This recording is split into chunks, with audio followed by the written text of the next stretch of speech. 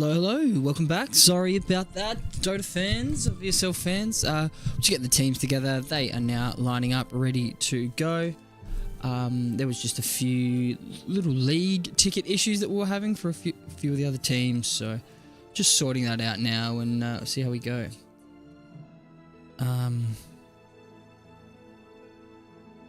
Oh, I just realised that there is no delay on at the moment, so I'm just going to enable that and then restart the stream.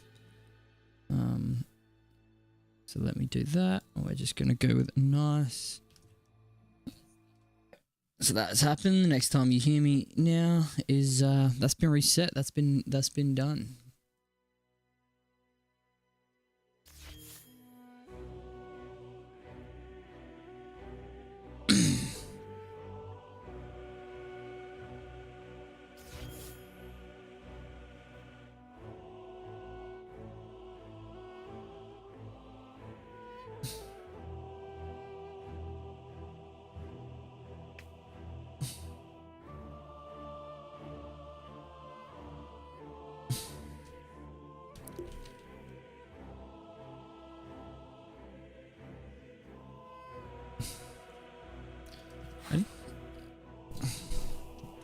And we're gonna have this game ready to go. It looks like we've got Drafting Disasters, the new team in Virtual Sports League Season 5, versus Dsack. Dsack just gotta set their team. And then we're ready to go.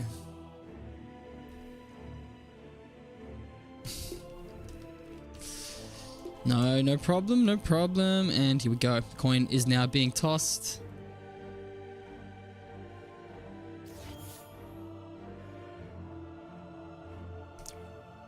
And I can't close this one down.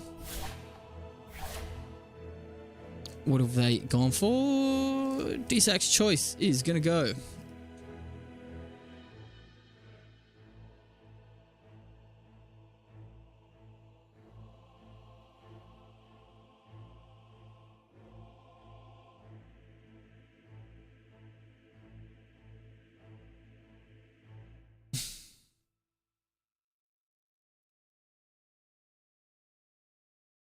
And they've gone for first pick and Radiant. Nice. Okay, so Drafting Disasters are now on the Radiant. And Dsack they've opted for the first pick. And now the match is now officially starting. Fire up, everybody. This first match of Season 5, which I've been waiting for a while. We now have 2 divisions. Unfortunately, there is... Oh yes, I just sending some messages.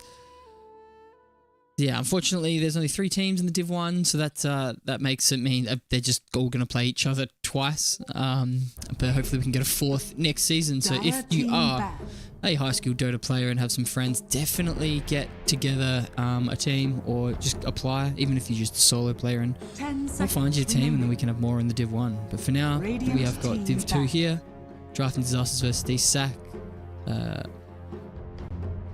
I guess we'll just see how this goes. 10 seconds remaining. Radiant team ban.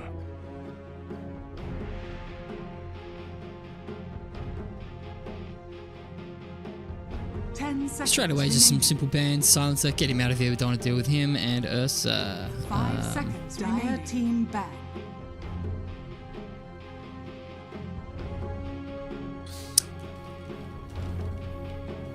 Radiant team back.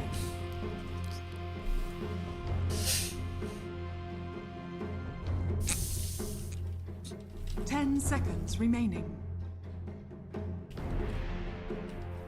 5 seconds remaining. Radiant team back. Thank you, number 1 fan. Thank you, number 1 fan. Dire team back.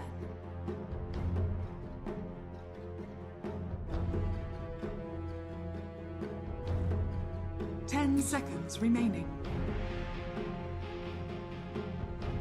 5 seconds remaining. Now I'm just gonna be a little bit quiet because there is currently another team coming, and one of the players isn't able to join the Discord, so I'll just be multitasking while I do this a little bit until the match starts. So we'll just sort that one there out.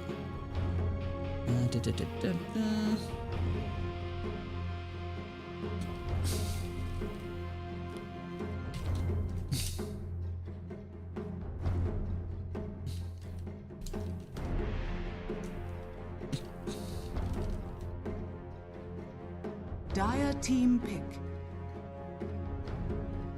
Radiant team pick.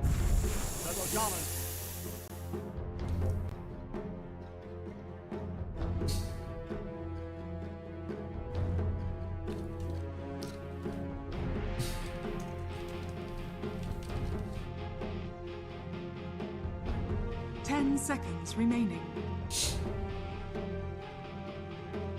5 seconds remaining. Dire team ban. Vengeful Spirit. So far we've got two pretty solid picks, and I'm just not sure if this is Vengeful Spirit mid though. I love Shadow Shaman. He saw a little bit of play in TI, and so did Vengeful Spirit. Obviously, just very solid heroes. Remaining. Disable means happy. New team mascot. Dsack have gone for a very nice little mascot flag there. Yeah. He's happy to be there, little flag.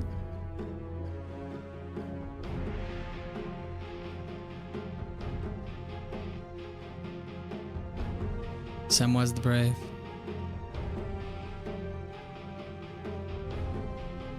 Dire team ban.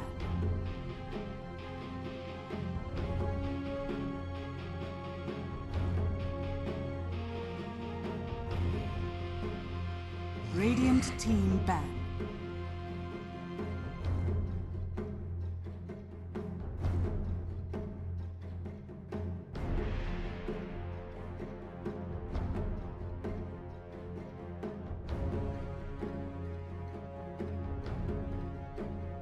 Seconds remaining. 5 seconds remaining. Radiant team pick. Branding team pick.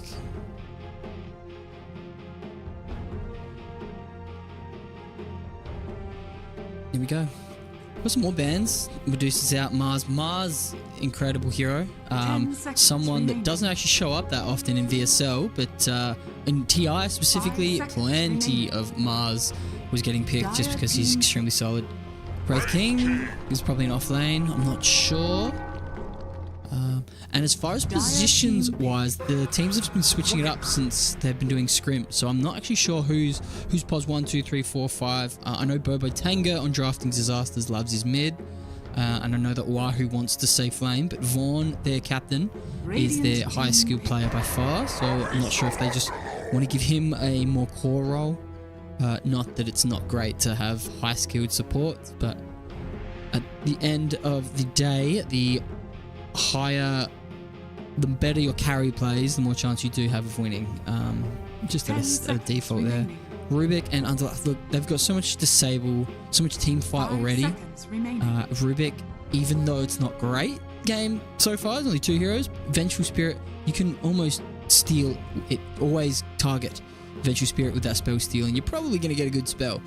You're either getting the Magic Missile, which is a huge stun, instant cast range from Rubik makes it even better, and that cast range as well.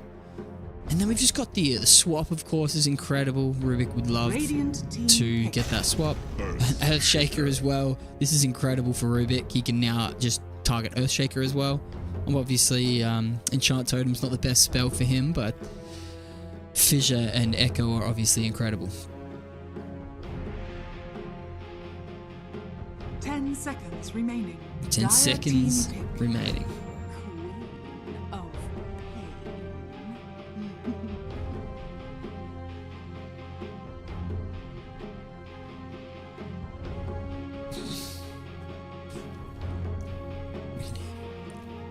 Queen of Pain. 10 seconds remaining. Just a good hero at the moment. Escape, slow, remaining. Whether or not it's a support or a core, versatility. Dire team ban. Lina.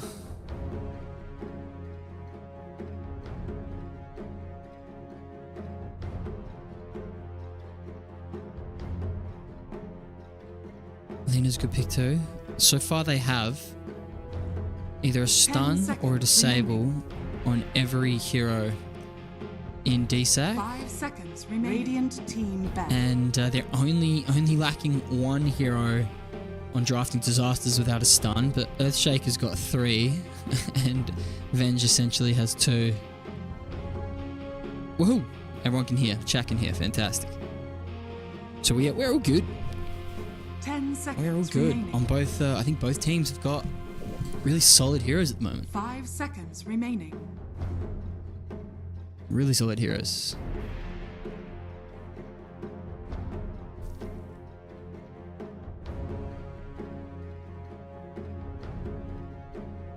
Radiant team back.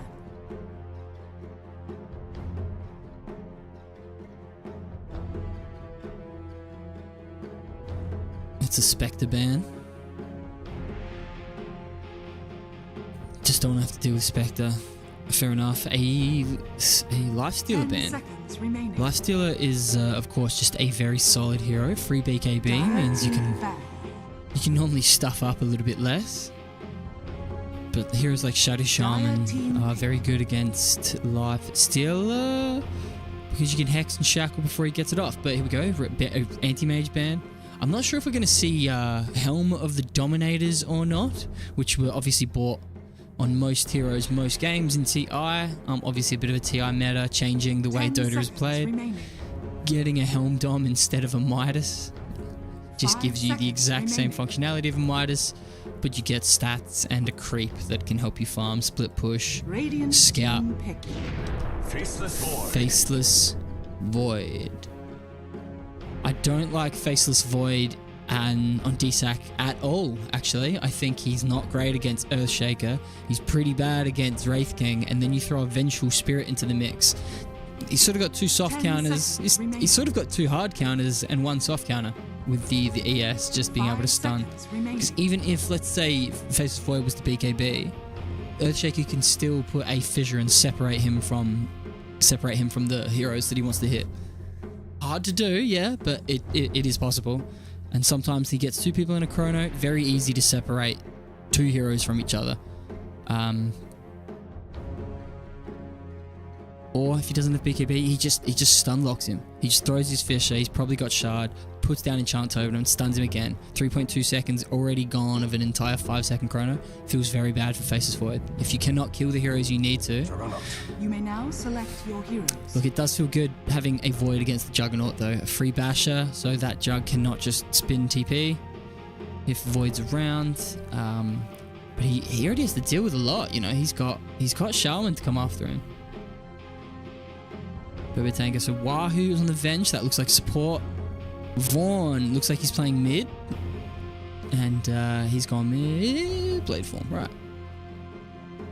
Yeah, I don't mind the other talent on the Juggernaut for that movement speed per camp. Just help you farm. But Blade form is obviously pretty good as well. Eventually you've got the move speed.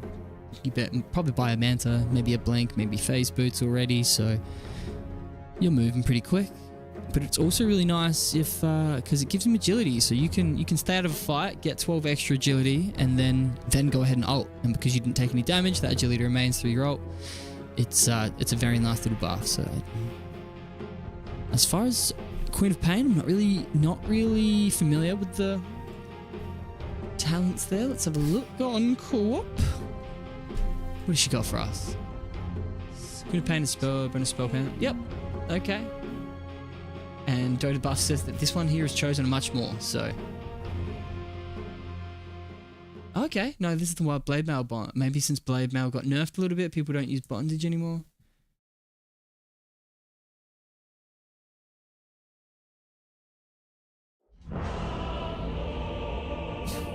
Big Underlord. Either way, we are on. We are absolutely on, so I can. I've been very excited to start season 5 for a while, so I'm pumped. And we got some little sportsmanship in there. The S in VSL obviously stands for sportsmanship, so we're ready to go. And we immediately have a smoke coming out from the boys on Drafting Disasters. Dsack, they're chilling. They are chilling. Let's get those items up. Get a nice little wand count. Okay. Dsack with 2. Drafting Disasters with 3. No crazy items to speak of. All pretty good. This VS is locked in, we're hearing. Big things coming soon from the VS. Can we see those names? There it is. So that's the perfect spot that we want to be at. 30 seconds to battle. Bunderlord was Hawk of Pain. Thanks for that. Okay. The stun comes out, but Kira on the Faceless Void, he's able to get himself out of there.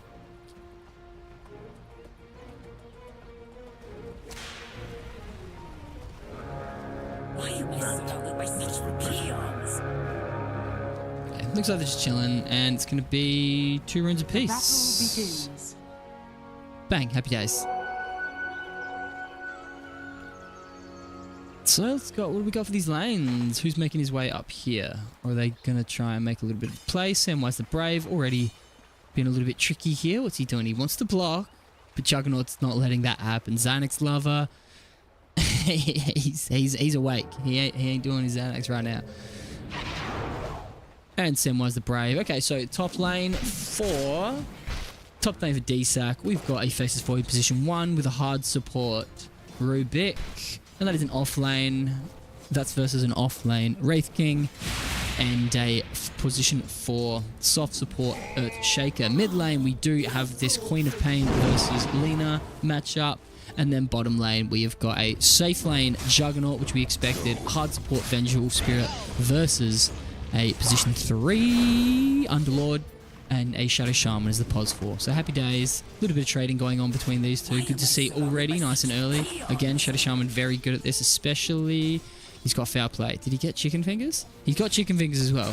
So there's just a lot of natural stun. He gets 2 attacks off, essentially, and he hits hard. Shadow Shaman is famous for being a support which hits hard.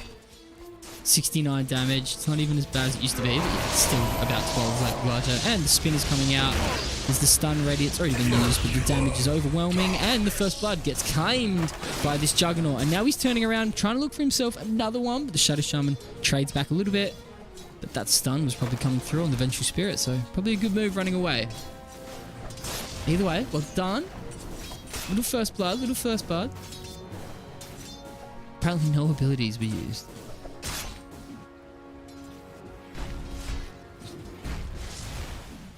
Yeah, the HUD is just a little bit bugged. Let's actually get these last hits up. Apologies, bang. Just a little bit rusty. Back to Armade Jug TI Grand Final. Enables Quap tank instead of Quap squish. Yeah, okay. Radiant's middle tower is under attack. Trading. I think he's doing a very good job. Earthshaker's only level 2, so there's only 1 stun that he can offer, but he does still offer the damage. Samwise, he's chasing. He is continuing chasing. He gets that right click, and that means he gets the kill. Now, if Wraith King, because he does have Spectral Blade, no, would have put extra little bit of damage down there. Who else died? Mid lane. Lina gets herself a solo kill. I missed that one. Great kill. Great kill for the Lina. Absolutely incredible. So that is 2 kills apiece. Everything looking pretty even at the moment, which is very good to see. Classic Virtual Sports League. The most even games in the world played here. TI, it's not even. 5 stomps. 5 stomps. For those that did watch TI, it did feel good getting a game 5, despite the fact that most games were uneven just based on draft, it seems.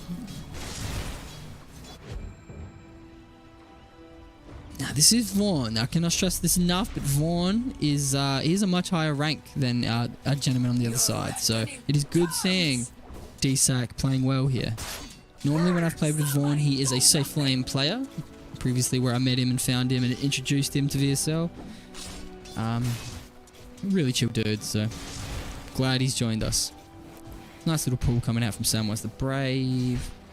Any item which... So this looks like a Battle Fury Juggernaut because he is going for those treads. Extra little bit of attack speed that comes out from treads just helps you get that Battle Fury going. Faceless Void also going treads, but he's probably not getting a Battle Fury.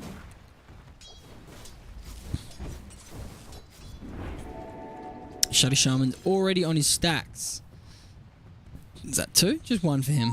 Now there is a bonus point in Virtual Sports League if 2 players in like a total stack count So if one player stacks 10 and the other player stacks 10, you get a bonus point towards the league score. And it's just to encourage people to stack camps. And obviously bonus points can be achieved, but still, 20 camps is still a lot.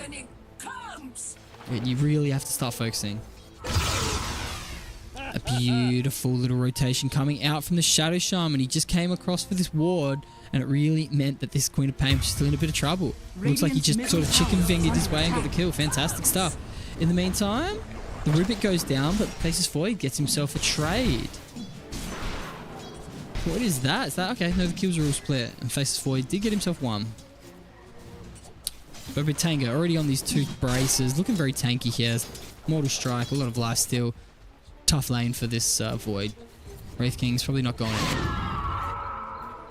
soon. Now, Lena's not level 6, so despite the fact that Quap has died too, Lena still isn't quite there. Obviously, much closer. But soon. Now what do we got here? Underlord, he's just chilling. He's on top of those, he's on top of the last hits there. So, beautiful little stuns coming out. Uses the camp to do some damage too. Very nice. Earthshaker, is he making stacks here?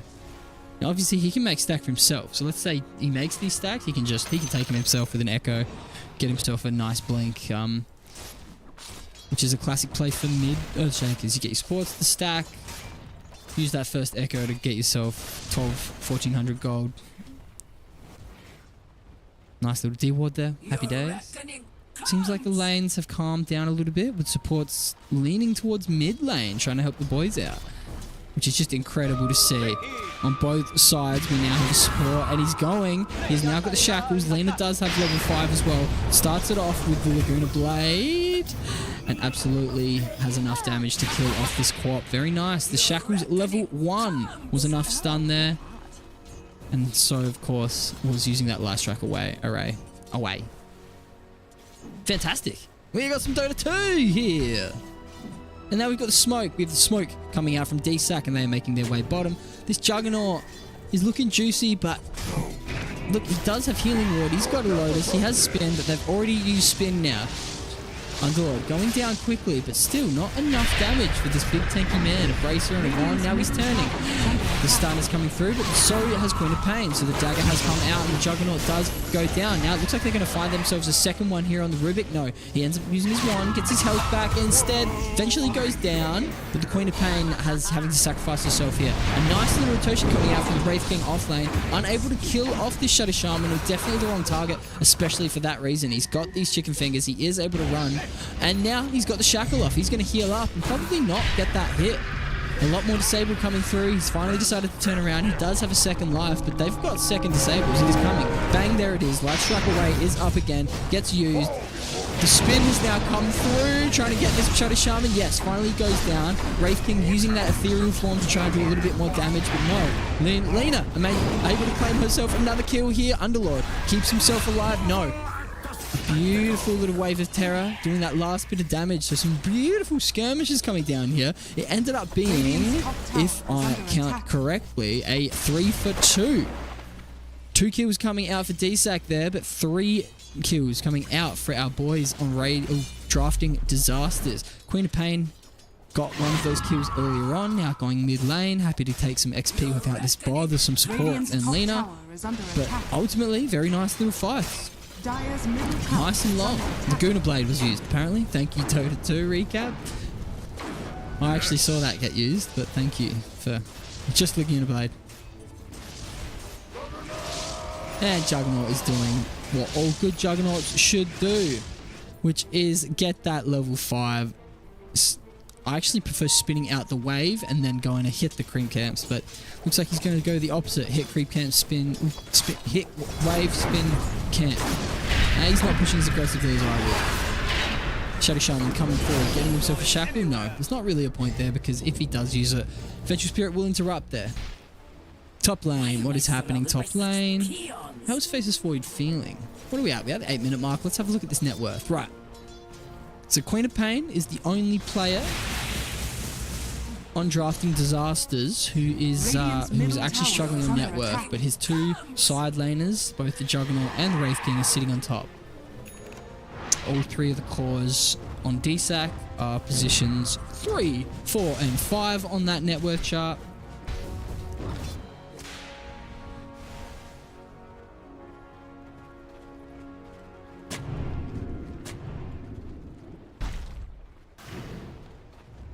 Cool. Finally, they're able to pull. That camp has been blocked almost all game. Now, Wraith King is going on Faceless Void, is there? Or he's just sitting there alone. So where is this Faceless Void? Let's see if we can find him. And we found him. We found him with a beautiful chrono, nothing crazy, but they didn't have this damage to get this kill off. Juggernaut's able to use his Omni Slash, does plenty of damage to these enemy heroes, and now it looks like they're going to lose too. With a third going now, so that's Underlord, Faceless Void, and Shadow Shaman dead. Rubik trying to TP out, but no, the swap comes through. As I said, they've got a lot of this disabled. Fantastic. Very, very good fight by Drafting Disasters, TPing those heroes in, bringing them in. Once that chrono was used, you know, without being able to burst those heroes really, really early, it was just looking scary immediately. Like, you didn't really have this Queen of Pain. The Laguna Blade didn't get used. Lena was not there, so maybe not the best call. Eventually, these chronos will look a lot different, but that one there is a classic level 1 chrono on Void. If he doesn't have support, help, or backup damage, it just doesn't work as well. Lena instead takes his tower mid lane. Didn't get the last hit. How could you miss that? Pathetic. Pathetic, Lena. You gotta get that extra 200 gold, but no, she will happily take that tower and has herself Boots of Travel. A beautiful time at 10 minutes 55. So she's looking scary. She's going to start being everywhere. Void happily returns back to this jungle. And he's got his Mask of Madness, so he can happily do this. Just sit here and trade with these camps. Nice little bit of life steal, just keep himself alive. Closing in on that broadsword. But more scarily is I think that... Okay, no, Wraith King is playing a good Wraith King off lane. I actually think he probably could have went Radiance this game. But it seems like he's looking to join these fights, which is just great news. Hate when I have to play with an off lane in a Wraith King off lane who is just a position 1 in disguise. It ruins everything. Yeah, looks like he's happy to sack himself once. Can they get him twice? No, they're backing off. Well played by Dsack. They've noticed that Drafting Disasters have been TPing and showing up, so they're respecting the fact that that might happen again. Fantastic. So we got some fans. We got some fans arguing. It seems like the number 1 fan is arguing with the number 2 fan, and despite him trying to argue that he is number 1 fan, there's a little number next to your name, dude, in the chat, and it clearly says number 2 next to you, and then number 1 next to Nicola.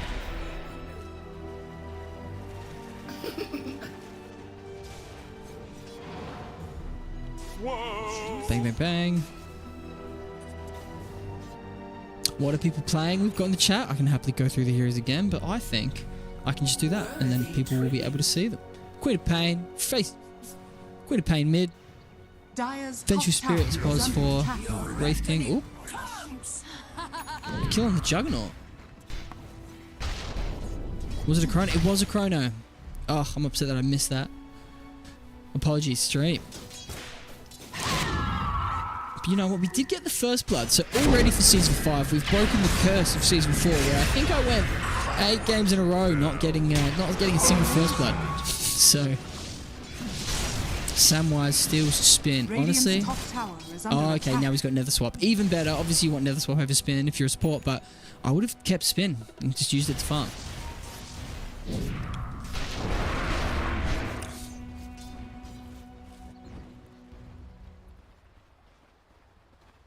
Looking real good. Looking real good. Shake things up. Juggernaut, he's closing in on a Battle Fury, and it looks like it's going to be a nice 14-minute time, which is a very nice time. He'll happily take that. Faceless Void happily wins this trade every day of the week. I think he's going to sit there, yep, and get his health back. Juggernaut forced to drop that healing ward just in case. He did have his ultimate, though. The creeps were there, and so was a glyph of... Oh, it was actually on cooldown. Ready now. But yeah, you would have just been able to use a glyph and protect yourself from this, and it looks like Omni Slash is what's going to come through soon. If he keeps walking that way, yep, keep hitting him. If he chases, and I think he is, no, he's not. Okay. Oh, there's the creeps dying. Yep, I think he should have chased there. Go now, Omni now. Radiant's bottom I think an tower Omni has Clash fallen. kills this Faces Void before these creeps come and the bounces affect it. Looks like mid lane. What's happened? Bottom lane has just gone down to the Shadow Shaman Snakes. Fantastic. Whereas I just want to keep on watching this Void. These little trades between these carries. Fun times. Your reckoning comes. Yep, that was a simple little Shadow Shaman. Take the tower. Happy days. No kills, so it seems like the enemy team on Drafting Disasters respected that one. They're like, let's not play with this. Shadow Dark Gamer says, who is winning? And honestly, it's very difficult to tell. We have got cores swapping gold leads left, right, and center. Quap has now made his way come back after being below several of these enemy cores. It's only a 1k net worth disparity, and the kills are exactly even as well. You can say, hey, Faces Void is now getting plenty of farm, he's getting his items, but on the other side, he's sitting against the Wraith King Vengeful Spirit. So even if Faces Void has a really good game, it's still just going to be hard for him. Radiant's So top tower as far as is who's under winning, attack. I cannot answer that. Can Dota Plus? Nope, 54% win rate. So Dota Plus agrees. The jury is still out. However, we can see a Juggernaut and we can see a Chronosphere, which is probably going to get used now that the spin has been used, because there is no way out. Rubik has got spin as well, so it's going to be a good usage, but no, Juggernaut is actually going to go down. Faces Void gets himself out too, and Echo Slam comes through onto the Shadow Shaman, then killing him immediately. The Rubik is also going to get hit by that. Can Lena turn around and do a little bit of damage? No. The Underlord is actually coming through and using a spell nicely, but no, not enough. Only the Juggernaut has died yet. Bobo Tanga, some nice armlet toggling to keep himself alive there. Lena should be turning here. They have this ward. They saw that no one else was coming, but I guess maybe they're just afraid of things like Swap and Fissure coming. If they were watching, they would have known it was on cooldown. However, they're happy to just walk away, knowing no one else is going to die. That was a beautiful little trade there for Dsack, I think. Dsack is the first. No, it's a Dsack. They got that Juggernaut, which does feel good, but they end up losing 3 for 2. It was 3 for 1. It was really just 3 for 1. Wraith King still has his ult. So, Drafting Disasters, they're going to go through and probably take this top tower. In the meantime, find themselves a nice little Rubik. We did manage to get the swaps. We had a shield for a little bit. No, the overwhelming damage of 4 heroes against 1 is definitely good enough there. The catapult, is it going to stuff up this last hit? Not from Earthshaker. Bang, gets that last hit, gets himself that extra 90 gold, which now I realize Lena did get that last hit and that extra 90 gold. I called him disgraceful, and he had done it. Middle So, tower is under feel bad. attack. Sorry, Lena. Let's go, team. He is at least talking in chat. My number 2 fan, really showing up here and talking in chat. Earthshaker's got his mana boots, and he's closing in on this blink. What did they end up doing with the? I didn't see if there were stacks, but it seems like there's no camps now. And Juggernaut has made himself quite a bit of gold despite the death. So I'm thinking that there were stacks and he's just taking them. And the healing water's used as well. Yeah, it looks that way. Underlord. He's going for a early Aghanim Scepter, and by early, I'm saying 17 minutes. That is complete. It is literally his second item, not counting mana boots. Not counting boots is his first item. This is something you'd see maybe on a Beastmaster, but it looks like Underlord's really prioritizing this. And now what it does, for those that don't know, it just allows him to, it puts a pit where he puts his Fiend's Gate, and allowing him to then use a second pit. So it just adds a lot of unfortunate root and disable. So it's definitely a good item. I just think maybe a pipe or this Lotus is probably something I would have done, but he's building that now because it's an extremely good Lotus game. Just with the Vengeful Spirit, and it's obviously good for Juggernaut as well. What's Shadow Shaman? He's closing in on his blink as well. So let's pull up these items. Bobo Tanga now is actually going back for the Radiance, which maybe I understand why you should just go for Radiance first to get that farming speed up, and now you've got the better item, but I like this. He's been showing up the fights, he's been with his team the whole time, and he's happy to get himself, let's say he gets himself a 23, 24 minute Radiance. Who cares? You've now got Armlet, which is a fantastic item on him, and a Radiance, which you're just going to be able to accelerate with anyway. A lot of the time they get this Radiance Blink situation. It's the similar amount of gold, but one you weren't showing up for your team. The other build he definitely is. So I think it's really well played by this Wraith King so far. Queen of Pain, he's got his Blade Mail and he has got his Kaya. So already looking a little bit scary. As I said, Vaughn on Draft Disasters, they're now all three. All three cores are now on top of all three cores on Dsack. So Dsack falling behind a little bit. But it seems like Lena has returned to the jungle a little bit, feeling unsafe, looking at this E-Blade just to pump out some more damage. However, E-Blade is a bit of a counter synergy with a Faceless Void, so hopefully we don't see any plays where Void's hitting someone and an E-Blade comes through, or maybe they sort of use the Chrono at the same time as this E-Blade, you know, a little bit of counter synergy, yeah, you know what it does, yeah. Shaker really closing in on his blink. I can't wait to see it, because for now, it seems like people are just chilling out. Shadow Shaman, he's really trying to go for these stacks. I wonder how many he's on at the moment. I wonder if there's an option. Do we have that? Add another to the tally. Buyback status. That doesn't look like fantasy points. 10. They're each on 10. Let's just get that net worth up.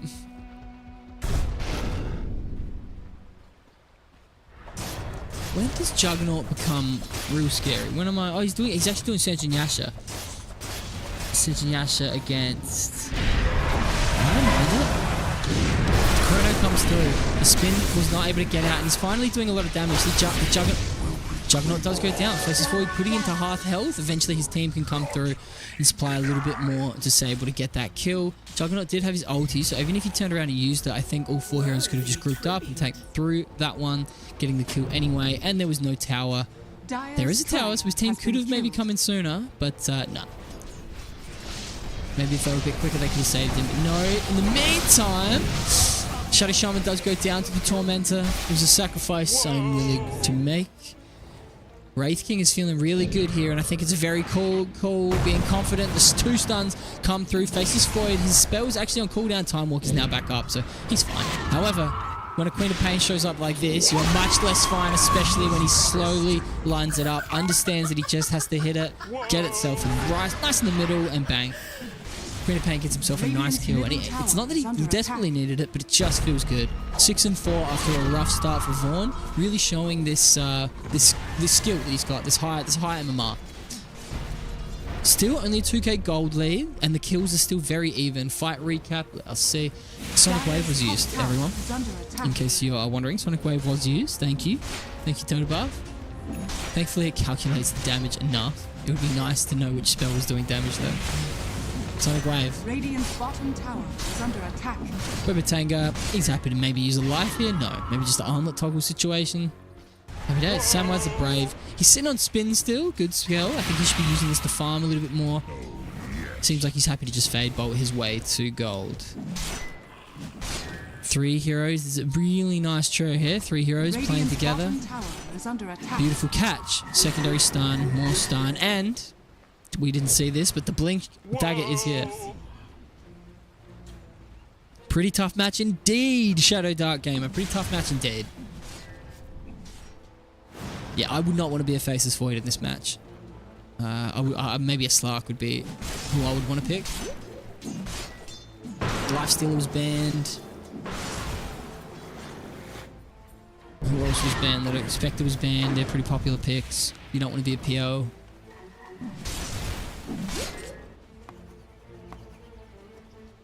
The lines are drawn. It seems like we've got Dsack saying we're going to go towards. Are they going to smoke maybe? Is there a smoke on? There is. The smoke on Virtual Spirit. Looks like they're going to push out this mid wave. Not secretly. Whoa. Dire's middle tower is under Still a little tied up. 2 minutes later, still all tied up. And we're getting a spin coming out. Bang, bang, bang, bang, bang. This Wraith King is just very tanky. Juggernaut. Well played. Yeah, oh, sorry. This Rubik actually was very well played. He separated himself from the Echo. Lena does end up going down, so the fight's already looking like it's going to go Drafting Disaster's way, but a beautiful scream coming out gets a nice kill. And Faceless Void turns around, gets himself very, very well-timed bashes. It was 3 in total, exactly when Queen of Pain was trying to blink. Happy Days gets himself a Queen of Pain, but in the meantime, the rest of those heroes just chase down the Rubik, so it's actually a 4 for 2. Drafting Disasters take themselves a very nice kill. Spite Void doing very well on the back line. Didn't see where he used this chrono actually. It must have been way back down here. But ultimately, really nice fight. Okay, we got 3 spells this time. Interesting. It's counting ultimates only, it seems. Okay, only recognizes ultimates. Echo Slam was used, thank you. Who did this? Sonic Wave. 3k damage on the Sonic Wave. It seemed like it hit a bunch of heroes. Serpent Ward's dealing a bunch as well, but Void most of the time. So while there's a huge experience gain for Faceless Void, very much that fight was in favor for Drafting Disasters. Wraith King with the Blink now, looking very scary. So we've got 2 heroes on the team of Drafting Disasters with Blink Daggers, and obviously a swap. So there's a lot of catch situation going on. 3 heroes with Blink Daggers. Juggernaut has got himself a Blink Dagger as well. I think that's scary. They're just going to start running at you. And I think a hero like Underlord doesn't mind being ran at, especially with things like Pit of Madness and his ultimate. But he did buy this ultimate to sort of initiate. So what have we got? We got a Glimmer. Okay, nice defensive item on the Rubik. And what has Lena got to allow her to get herself out of dodge if she needs to? Really just an E-Blade, which does go well against these Wraith King and this Juggernaut. But against the Sonic Wave and the Echo Slam, there is still enough to get through it, but if she's playing further enough back, I think this is really good, especially because it is still built out of the 8th lens. I'm pretty sure, let's just double check that. E-Blade, yeah, still built from the 8th lens, so the spell range is obviously something she's looking for. Is Lena building towards now a Yules? Okay, a little bit more safe. I'd maybe consider a 4-staff, but obviously a Yules is great. An Atos coming through would also feel very nice. Just that extra bit of depth, okay? Yeah, uses it with the beautiful armlet toggle coming out from the Wraith Gang. And now Juggernaut uses his ultimate, basically killing the 2 heroes. It was both the Underlord and the Lena. Wraith King jumps in, gets a nice stun, but the defensive Glimmer feels really good. But the Echo Slam comes through. The defensive secondary Glimmer did not help enough. And now Shadow Shaman is stuck. Probably not going to get his way out of this, Spite being a slippery little chicken boy. But yeah, no, they all go down. There's a 4 for none. A very convincing fight again from Drafting Disasters. I don't think there's so much of a drafting disaster here. It's more of just a draft. A really nice draft. Thank you. Thank you, number 2 fan. I really means a lot saying that's such a fun game. Thanks. Thanks, number 2 fan. Thanks, number 2. You're a good number 2. You're trying to get to that number 1, but it seems like Nicola's still holding the crown. Shadow Dark Gamer, if you are still watching now, finally we can say very convincingly, very convincingly is a bit strong, a bit strong with a very, but we can convincingly say that that Drafting Disasters are currently winning this one. Dire's middle tower is under attack. Seems like we got some fire just here, mid lane. They're looking for a swap. Instead, Wraith King just looks for a stun on the creeps, and now he's actually in a bit of trouble if they can get enough damage here, which, yes, they have. First life is now down. Shadow Shaman gets off enough of his spells. Rubik, Glimmer Caking to safety. Faces forward, he's found himself a green light corner, and he's got a BKB, so it's going to be difficult. There's no save coming out from Vengeful Spirit, but she was also in the chrono. And now Faces forward, turning around again, putting even more damage and pressure onto this thing. He is still living and alive. The Glimmer Cake coming through, trying to save him, but no. Juggernaut and Vengeful Spirit have both gone down thanks to this beautiful chrono from the Juggernaut. Queen of Pain has used her ulti, so not looking scary. Laguna Blade might be out. No, Laguna Blade has been used. Is the damage coming through for the Queen of Pain? Can they get enough? Finally, yes, Queen of Pain goes down. Thank you to a nice little Fade Bolt coming through from the Rubik. Wraith King still alive. It is his second. Underlord running away now. Rubik, I think, playing a bit defensively. Definitely could have helped out his boy there with his 2 spells that he has, but no. Ends up being a beautiful 3 for 4. Shadow Shaman found himself alive at the end of the fight because it actually went for a little bit. Items used. It told me a BKB was used. I'm loving this. Ultimates and BKBs. Ultimates and BKBs. Okay, I'll pull that back up there for people that just want to have a look at that stat, because that was a pretty big swing in both directions, but it ends up being quite an even fight ultimately.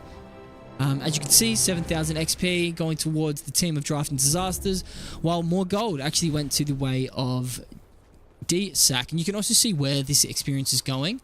you prefer this experience going on something like a Wraith King than you would, and I guess Earthshaker's not bad, but definitely you want this on your cores than you do your supports. Whereas, you know, Faceless Void suffered a little bit there, dying eventually, but he did so much for his team there. So, look, he's proven me wrong. The Faceless Void is really looking good. That's the second fight where he was definitely the MVP for his team. Drafting Disasters. They're going to visit Roche. Going to Roche's house saying, what's up? What's up, man? We're going to go visit. We'll do some hitting. The ward has been pinged out. Whether or not they know there's a ward there or just know that there's a hero there because no sentry was used. But a beautiful, I think that could have been way more aggressive, but they're in now. And this is a beautiful little line, trapping them in. These pit of malices, making it very difficult to fight. Great. Faceless Void gets his BKB off, but now he's silenced himself. Doesn't look like he cares too much and finally manages to get himself off. The bouncer's happily going towards his other team members, but now Earthshaker's the only thing going down. Hero down on the Drafting Disasters. Faceless Void has got Chrono in 2 seconds, so he's poking a little bit, and the bot has blinked in, but the Vina was ready for that. Faceless Void is now going to go ahead and use his Chrono. If he's able to find his Juggernaut, yes he is. I think now they're probably going to get out. No, it looked like he wanted more while his Fast of Madness is up, and thankfully the stun got 2 of them, so he was alive for a little bit longer, but no. Juggernaut blinks up, yep, spins through this thing, and now the TP is coming through. Really clever usage, but just nicks it on this Wraith King Fire Blast. Ends up being a nice 5. That was a 4 for 3, really, but you know, you can't really count a death when you've got Aegis, so it was really only a 4 for 2. A nice fight, again, going the way of Drafting Disasters, slowly pulling away with each fight, but that one there, much more convincing than the last one. So here we are. We are now seeing the first time this game that a tier 3 has felt any pain. Underlord, very good hero at defense, and he's going to build himself a kite next, which is definitely going to help these fights. Just nice little aura builds. And we have a Juggernaut coming through now. I'm sorry, a Rubik. He's now putting some spell damage down. Underlord again. Shadow Shaman looking for a spell. Blinks his way away from this magic missile coming from the Vengeful Spirit. And now the creeps aren't there. Backdoor protection kicks in, but that's finally turned itself off, and the barracks look like they're going down. Without a Chrono and without a Lena, it is just a little bit scary. Okay, Faceless Void's now purchased himself that shard. He's going to be able to poke a little bit, which does. This can be used. This can be good. If you bait out a few spells, it's going to be happy days. Let's have a look at these items. Wraith King sitting on a beauty. So there is a lot of evasion coming through. I think MKB is probably, yeah, it's already been queued up. MKB is the only item that Faceless Void can afford to go for now. And Juggernaut with a beautiful Omni Slash. You have to spread out so that it just bounces to him. But now he's got the spin and that extra little damage coming through. The Shackles aren't able to help. Again, he's going for a Lotus Orb, whereas I think they need items now. The Lotus Orb is much too expensive. Get yourself a 4 stuff, get yourself a Glimmer Cape. GG? Have they called it? Have they actually called GG? Radiant's bottom tower is under attack. Radiant. And they absolutely have. That is game 1 going to Drafting Disasters. Happy days. Victory, victory, victory. So I'm not going to pause the stream or anything. I am just going to leave it on the stats page, but we're going to have a 5-minute break and come back again. Let's have a look and see if there were any bonus points claimed from either team here. That's what that looks like, apparently. Dope. What logo? What banner? Dsack, real nice, real convincing. The lobby disappears. Interesting. Maybe I have to I might collect this match ID, but let's have a look at the scoreboard here. Shadow Shaman only ending up stacking 2 camps. Damage, highest damage actually came out from the Bobo Tanga on the Wraith King. Very, very convincing damage coming out on these cores. Damage received. Let's have a look at my boy Underlord. 41k received. He tried to tank. Yeah, but it seemed like they really felt like they didn't have enough there at the end. So yeah, let's go ahead and make that next lobby. That's coming up right now. Bang, game 2. Best of 2, absolutely. Apparently I can make someone win the last game. No. Okay, wonder how I use this a little bit better. There's probably some more settings. Previous match ideas, let me use it. No series, best of 2. Okay, there we go. It's going to let me do it now. So let's go back and get that last game. That is a beautiful number of 8472 808 213.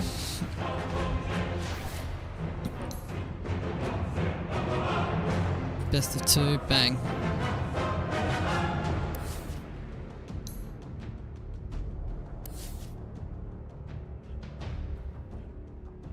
Alright, now it looks like I might just mute my mic for a little bit, take a little 5-minute break, and then we'll be back shortly. So I will see everybody then for game 2 versus of Drafting Disasters versus Dsack. Now Dsack, they look like they're ready to go. 5-minute break. Then game 2. So yeah, I'll see everybody in 5 minutes. I'm gonna grab some water.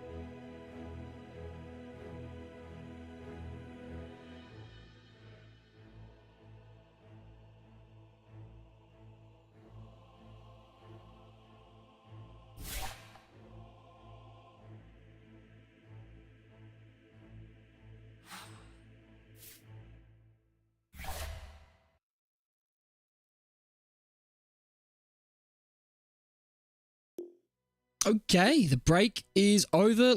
Both teams are now ready again, and I'm going to have to actually toggle the broadcast channel. Lucky I noticed in time. Happy days.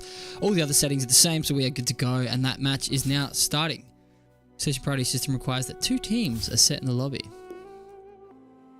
Dsack. Set. Team. Yes, good. Yes, good. All right, now we're ready. Bang, bang, bang. Starting the game. And now we can even see the beautiful symbol, the beautiful team logo that is Dsack. And Drafting Disasters is bugged out a bit, apparently. We'll sort that one out so it looks beautiful next time. But let's see what we go for. Drafting Disasters went for the Radiant choice last time, and they're doing the same. Dsack now get first or last pick. And they are going for they're going for last pick this time. They went for first this time, so yeah, they're going for last pick. So we are going to get into the game 2 of Virtual Sports League Season 5, Div 2, Drafting Disasters versus Dsack. Finding a server now, happy days. Dota 2 incoming. Incoming Dota 2. Look up, look into the clouds. Would you see stars? Yes, probably, but also incoming Dota 2. You're gonna see some Dota 2 as well. Boom. Boom. Thank you. Radiant team ban.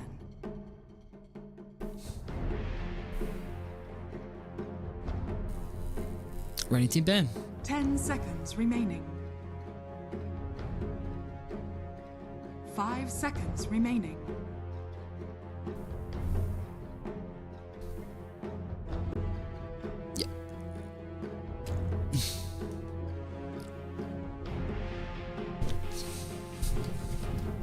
Dire team ban. Dire team ban. Now, it looks like I've just got news from Div 1. The first match of the Div 1 series, Game 1, went to Backdoor Protectors versus Mac and Cheese. It ended up being 65 kills to 26, so it seems like it was a relatively comfortable win for Backdoor Protectors, but it was a 34-minute game still, so it was by no means a complete stomp ending before 28 minutes or anything like that, but yeah, 34-minute game. Nice, comfortable win, it seems like. 10 seconds. So yeah, there's a little update there. And now we're getting back into this. So this immediately, Dsack have banned Venge and Wraith King. Get them out of here. Melvin Butters, welcome. Welcome. Melvin Butters is actually, unfortunately, was just too slow. Didn't get his team in time. But in Season 6, Melvin Butters, you're going to see him on the stage. You're going to see him on the stage. That is this stream. That is the Dota world. That is the game. That is life. The stage of life. Pangolier has been banned by Drafting Disasters. I'm not sure why. Maybe they have been looking into Dsack and seeing players, but I don't think I've seen anyone play Pangolier in Virtual Sports League. Disruptor! Good ban always. Get him out of here. Get him out of here. I don't want to glimpse me back. Don't glimpse me. And then we've just got the Shadow Shaman ban coming through, which maybe they really did feel that pressure last time. Get rid of that Shadow Shaman, and the Medusa ban is also coming through. So either way, 5 seconds remaining. Classic bans of Medusa, classic ban of a Silencer, and we got a first pick coming in, real strong, Undying. So far, Drafting Disasters, they don't plan on dying. On the other hand, Dawnbreaker, she plans on healing her team. Big hammer. Look at that hammer. The size of that hammer. Making me nervous. Stand at that hammer real close to the flag of Dsack. Shout out to all the Dsacks in chat.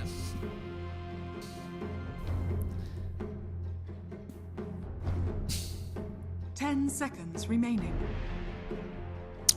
Welcome, Melvin Butters. 5 seconds remaining. Again, just going to say that in the chat because, you know, the 2-minute delay, you don't feel my excitement in real time. And now we've got Chicken Joe's wife. Welcome. Welcome to the chat, Chicken Joe's wife. I'm sure you're going to really enjoy this this chat because, and hopefully you're a Dota fan. Hopefully you live and breathe Dota. That is what the L stands for in VSL. Live and breathe Dota. One word.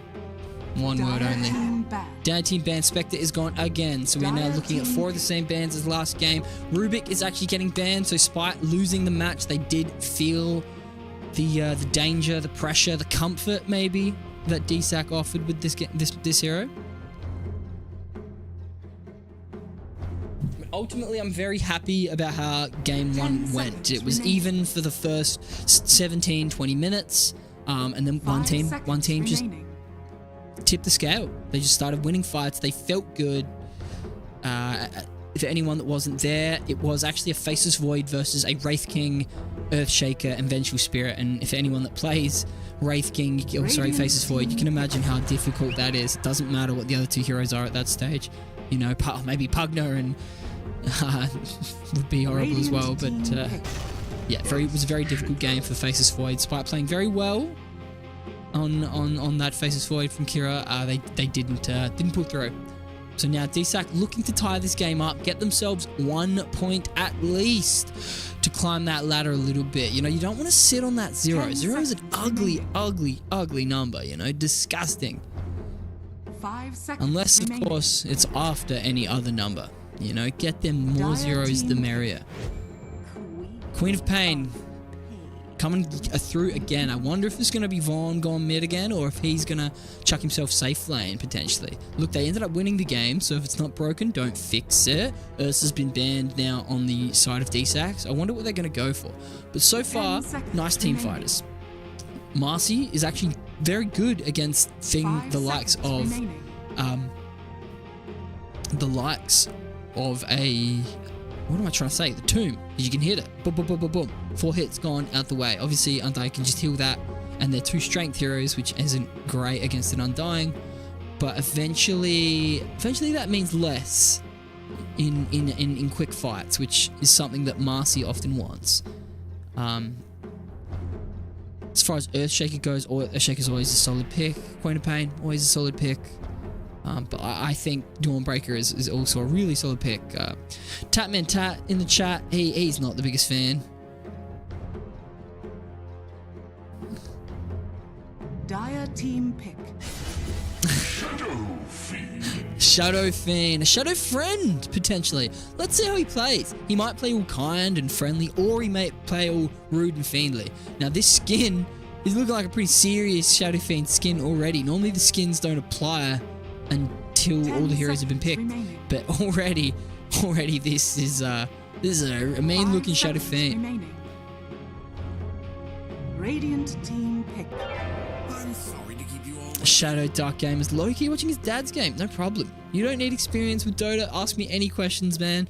And for the most part, I try and cast in a way assuming people don't know what's going on. But obviously, a lot of the time will come through of just a bunch of nonsense. So yeah, feel free to ask me questions ever. I'll try and answer them in the chat because then you don't get the delay, but we'll see how we're going. Yeah, more number 2. More number 2.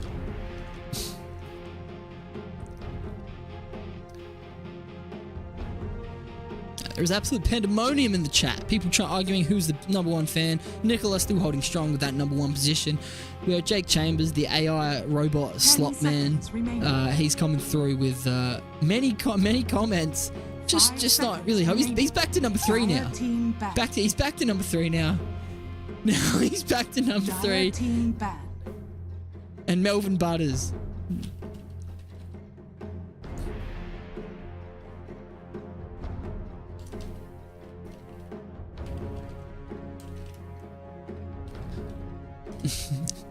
Less about the chat, more about the picks. Elder Titan.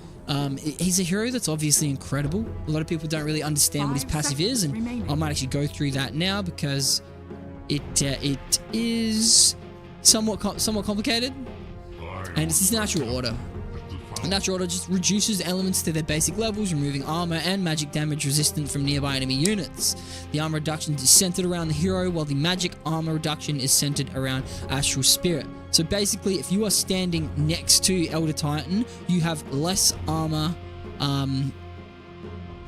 You have less armor, and then if you are near his spirit, you have less magic damage. And then obviously if you are near both, your basic armor and your magic resist are going down. And a lot of people don't get these numbers, but we are talking 40% at level 1, but eventually bumping right up to 100%. Now that is obviously a percentage, meaning it's not all of it. It means double, similar to like a Skyrim bow. 100% more damage just doubles that damage, but it means you are getting half of your magic resist and half of your armor. And these numbers will start stacking up, and I'll start hovering over heroes' armors and things like that in game when Elder Titan is around, and you'll notice these big drops. If you go ahead and compare this with any other armor reduction or magic amp reduction, it'll just happen, specifically with someone like a Shadow Fiend. Obviously they're on enemy teams, but I've got a Weaver. He might pick himself up a Desolator, and then we're talking half less armor with a Desolator. You're probably sitting at a negative number, and Weaver is probably going to hit you hard. Ringmaster, incredible hero. Remaining. Let's just also say incredible voice actor. Anyone Star Trek fans out there, is the Q. Star Trek Next Generation, of course. Q as the voice actor of Q, is the voice actor of Ringmaster, and a Dragon Knight, someone that has got natural built-in armor. Feels good. I don't know how to play Elder Titan, so I don't know if this is hard to pull off or hard to execute. I'm not sure. But as far as lane goes, I'm only looking at 2 ranged heroes, so I think there's gonna be at least 1 lane which is double melee. Undying, he's a bit of a range support in a way anyway, and he's obviously a good laner no matter what. I think he's one of the best melee laners that you can, as far as supports that you can get. What's Vaughn? It does look like we've got that Vaughn going mid lane again. Kira, it looks like a pos 1 Shadow Friend, so he's going to be nasty. It's going to be a really Shadow Fiend, certainly. He's going to hit hard. Probably that right click build.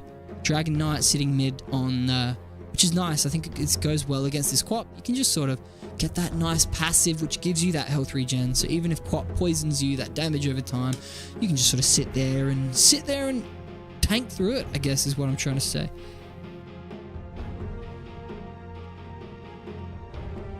Return of the King. Drafting Disasters looking to really put a stamp in this Division 2 with a 2-0, and Dsack looking to show that they are comfortable here in Virtual Sports League with getting themselves a nice little tie. Let's see what happens. I wonder if any team's going to smoke up immediately. Let me just pull that camera back so we get to see more. Unlike TI, I can't do that crazy 3-lane thing. Maybe one day we will see. But for now, we're just going to go nice little basic item. Wand count, stick count. Oh, as far as stick count goes, Drafting Disasters have 1 already. They have 3 sticks and a 1. And a 1 on this Xanax Lover. So Xanax Lover, he thinks that he's going to be against an Earthshaker and a Wraith King, so he's just going straight for that wand. I think it's a very good call. I think it's something safe. Hold on. Dsack, 3 sticks and 2 wands. What am I talking about? Dsack have won this. Just based off these sticks, these wands. The S, in Virtual Sports League, of course, stands for stick. It stands for stick, of course. So, very happy that we got the stick stand. The L, it stands for I love wands. I love wands. And the teams are now going to clash, walking up the hill, high ground, bang. We've got to fish it down, already separating the fight. But a Wraith King has now put down his tombstone, and the Marcy comes through with a really good, I'm not sure what that ability is called, but it was incredible. Stunning 4 heroes, and now that tombstone is finally destroyed, but it did enough of the damage. So Spite Marcy hitting 4, the Earthshaker Undying combo, and I think, was that Bugs? And the Swarm coming through absolutely demolished them. Astral Spirit, he's just hanging out. Really, really good start for Dsack, coming out and saying F off. Oh no, that's Drafting Disasters. They're coming out again and saying F off. So happy days, happy days. Real good. We're feeling real good if you're Drafting Disasters now, because there would have been maybe a few more completions of items there. Maybe a few more ones are now coming out. What have we got in the career? Yeah, we got a whole Wraith Band coming out for this Xanax, for this Weaver. How many kills did he get? Did he pick himself up? 2. He picked himself up 2. He's so happy. Now let's have a look and see what that item. That's called rebound. Rebound was the ability that we saw there. Beautiful stun. So let's just go with the Radiant now. We got Xanax Love. They're playing position 1 on the Weaver, and he is against a Dawnbreaker, and they're position 3. Great hero. And that is a position 4 Ring Master, and that is a hard support Wraith King. In the top lane, we'll just put it on mid lane for a bit, but in the top lane, we are looking at a Earthshaker position 4 with a, I love this, it's a position 3 Elder Titan. So I can't wait to see him get that book out and just start that briefcase and whacking people with it. And that is a position 1 Shadow Fiend with a hard support Marcy, who's just doing a lot. Samwise is really pulling it up here. He's just doing so much. I guess he's double melee, I think he's just going to find that easy to do until the levels come out. And then middle lane, we've got a Queen of Pain having a really fun time against a Dragon Knight. Dragon Knight, he's probably just going to look to chill and sit here. He's a classic hero where you just sort of, you don't really rotate, you sort of want to hold this mid lane.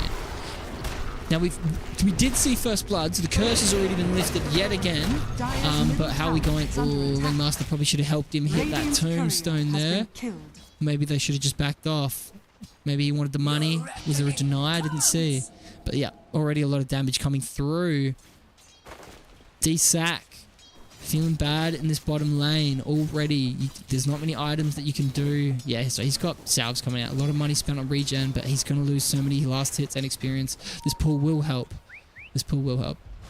We got a camps blocks? No, we just got this one blocked here. The Radiant Pool Camp in the off lane. Thank you, Nicola. I love my stick count. The highest stick count numbers I've seen in a long time. Queen of Pain, missing the last hit. Oh, I'm getting another one. I was ready to ridicule. Oh, beautiful. Go again. The deny. 2. No, not quite. Scream of Pain coming through. Meantime, I was not watching. And what happened? Wraith King actually going down there. Showing some fight here. I love this. And he's got plenty of regen now. So after that trade, happy days. And 3 minutes just went through. Weaver actually ran away. Didn't get himself the Lotus Pool, you banana head. You are a Xanax lover. It's messing with your man. You're messing with your brain. Messing with your bloody brain. Immediately uses that Lotus, which of course I think it's a good play. He was low on both mana and regen. No point saving it for some sort of bait. And we're looking at some sticks here. Big stick count. So somehow the one with okay, big stick. This magic wand's going to come through at some stage. I think there's going to be a team fight and it's going to be huge. Meanwhile, there's more aggression going through in the bottom lane. He's trying to get these bugs off him. Now he has to try and get these zombies off of him. There are so many simple things to deal with in this lane. You're either hitting a zombie, you're hitting a tombstone, or you're hitting a bug. You're not returning and hitting the hero. It is so tough to do this. But those spells are now down. And if they do no spell counts, which they should, 16 seconds to swarm, and the tombstone is now gone. They should go immediately. Spells have been used. Yep, boom. Gets that nice dagger. This is going to help them. Happy days, happy days. Moving back on to the top lane. We're going to see some last hit doors. A nice little last hit doors. Yes, thank you, thank you. Thank you. Thank you.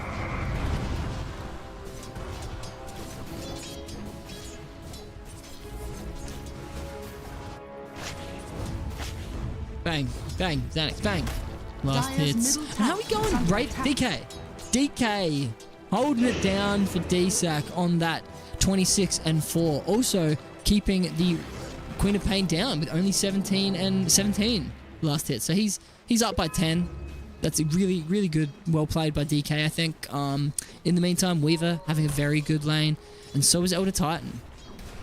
Ooh, however, yeah, it's very, very even little lanes at the moment. I love seeing it. That's actually what the L stands for in VSL. I love seeing it. That's what that L stands for. Radiance, we've got some Radiance Blinkers fans invading the chat immediately with the ridicule. I love it. That's what the R stands for in Radiance Blinkers, ridicule.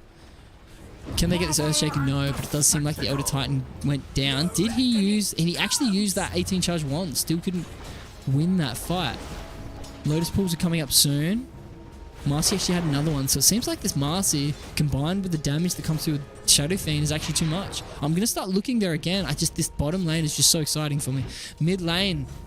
This Dsack is playing very well with these runes. If you remember last match, Quap actually died once to a solo kill mid, fine, but then also ended up dying twice to rotations. So, yeah. Oh, no!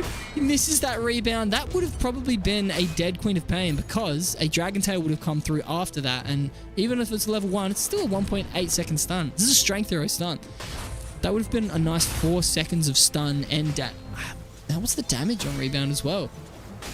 The impact 150. 150 plus 240 plus right clicks. I think that Quap would have died. But instead, stuns that are less. A stun that has less time comes through and kills this Queen of Pain. A really nice rotation there. Finds himself this beautiful Invis rune. Plays really slowly walking up that hill there, just trying to keep that Invis rune so we can't be seen. The Sentry Ward was on the other side. Otherwise, Quap would have acted differently once he saw it. But yeah, really well played there. Get themselves a nice little kill. Ooh.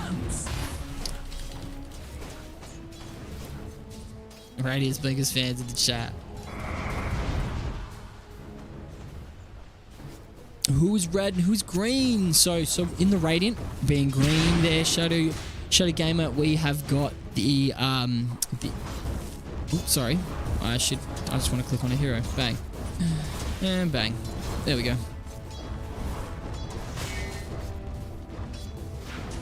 And a fan. Bang. Nice little stun. So Shadow Gamer, I'm just going to answer that now. We have got on the Dire. Dire is...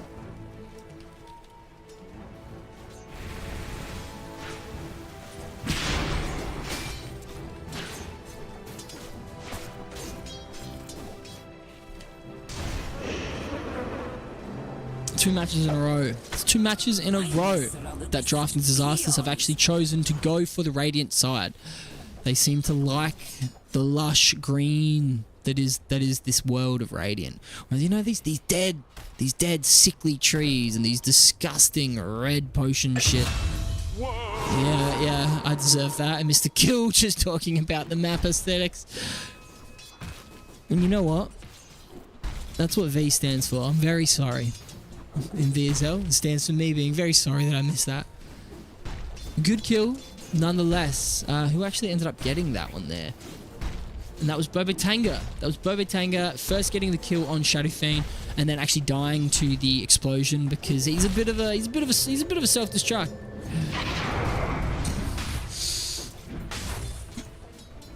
Well.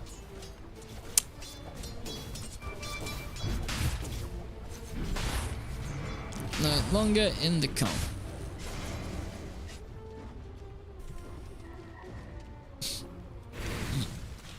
I'm back.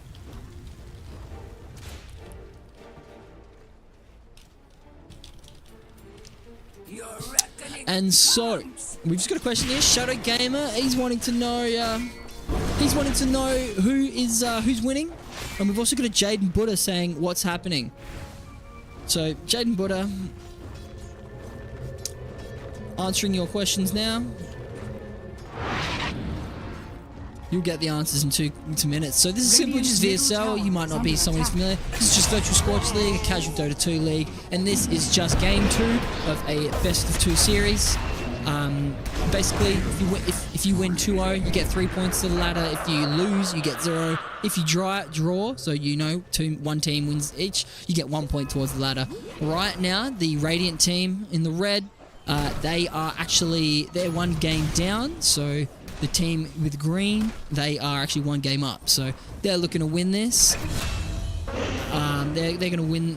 They're looking to win this and get themselves that 2-0. But for now, there is a team fight. Dragon Tail comes through, gets himself a beautiful stun on this Wraith, on this Undying, who can die, and then a nice, beautiful follow-up with this Start Breaker on the Dawn. And of course, they had a support with them and Ringmaster. And I think he's playing really well this POS 1 on this Ringmaster. He a little bit of a confusing name there because Ringmaster is not POS 1, but his name is. And as for you, Shadow Dark Gamer, what does this dragon thing do? He essentially has a nuke. His level 1 spell over here, bunch of fire, breathes it out, deals a bunch of magic damage. Dragon Tail, it's a nice stun, and then his Worm's Wrath is just a passive ability. He's always got it. Gives him a bunch of armor, gives him a bunch of health regen, lets him just sit there, a nice big, hefty, tanky boy. And then his ultimate ability turns him into a dragon, which just gives him a ranged form. Meaning that instead of a melee, he can now hit with a ranged. His attacks have splash damage, so more people around it get... Oh! Bang! Bobo Tanker comes in with the Elder Titan and says, time for you to travel, have a briefcase. And now see how he's a dragon? He is now hitting with ranged attacks. Dragon Knight turning around, but the tombstone has been dropped. But Dragon Knight happily just sits here, destroys this tombstone. Is Bobo Tanker going to go back in? No, not at the moment. Even now you can see, the passive hasn't been leveled up yet. Natural Order has. Wraith, oh, Dragon Knight now has a blink, blinks in, stuns this Quap, and now he is dead. Dawnbreaker a little bit low on mana, but he finds himself a one charge, still no spells, gets some mana, but the Echo keeps him stunned, but it's fortunately not enough damage. Now Bobo Tanker comes through and finds himself another kill. He's trying to hit, he's trying to make this team fight go well for his team. The Weaver is now showing up, trying to find someone to hit. The armor is low on the DK, and he does have this Maelstrom, but no, it does look like the boys on Dsack, boys and girls on Dsack, are going to walk away with a 3 for 1. And there's 3 kills for 1 there. A very convincing, very convincing fight there. Dawnbreaker coming through, really trying to make sure this Weaver dies. They didn't need it, but it's nothing wrong with using that there, trying to get this kill. But yeah, the double damage on this Marcy was more than enough. Popping that ultimate just so that we can get rid of this tower. It is a middle tower. It is a nice objective, and they do not want to see it there anymore. Die, tower, die. Still playing as aggressive as they need. They saw this TP coming in from this, so that, yeah. Goodbye. Put a smile on your dial. That's actually what the S in VSL stands for. Smile on your dial.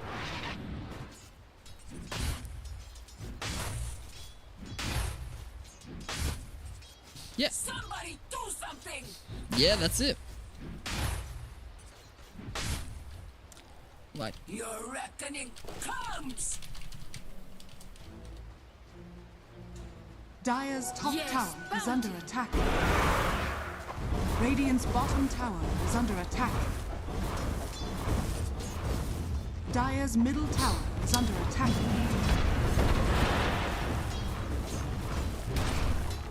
Dire's structures are fortified. Dire's and now they're going for this bottom tower. Radiant's bottom tower has fallen. Whoop.